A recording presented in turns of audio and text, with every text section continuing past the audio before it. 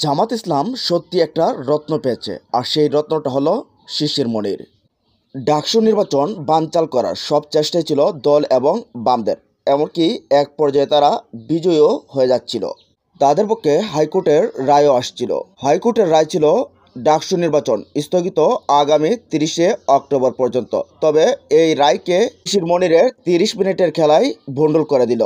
গতকাল বিকেলে হাইকোর্ট ডাকসু নির্বাচন স্থগিতদের আদেশের খুবই সিগনিফিক্যান্ট ছিল। গতকাল ডাকসুর স্থগিত আদেশের বিরুদ্ধে আপিল করলে সেই কেসের সিরিয়াল দুদিনের মধ্যে পড়তো না। দুদিন পর কোর্ট বন্ধ, টানা 15 দিন কোর্ট বন্ধ থাকবে। কিন্তু ডাকসুর ডেট 8 দিন পর, ফলে ডাকসু করার কোনো চান্সই নেই। তো গতকাল হাইকোর্টের আদেশ আসার সাথে সাথে অ্যাডভোকেট শিশির মনির চেম্বার জজ আদালতে এই স্থগিতাদেশের বিরুদ্ধে পিটিশন করেন।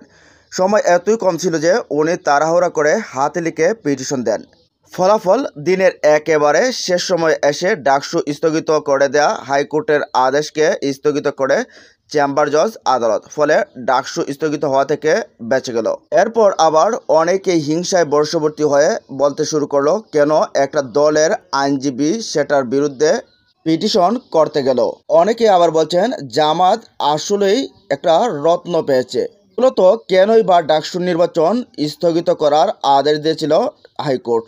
মূলত বাম এবং দলের কেউ রিট করেছিলেন যে যাতে করে নির্বাচনকে পেছনে দেওয়া যায়।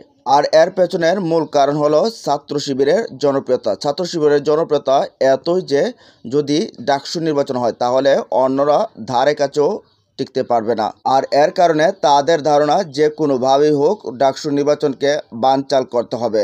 আর এর কারণেই তারা হাইকোর্টে রিট করে। আর এটার পেছনে যে শুধু ছাত্ররা জড়িত এটাও না, পেছনে বামরা যেমনভাবে জড়িত তেমনভাবে দলের লোকেরাও জড়িত এবং বিভিন্ন এজেন্সি, বিভিন্ন গোয়েন্দা সংস্থাও জড়িত।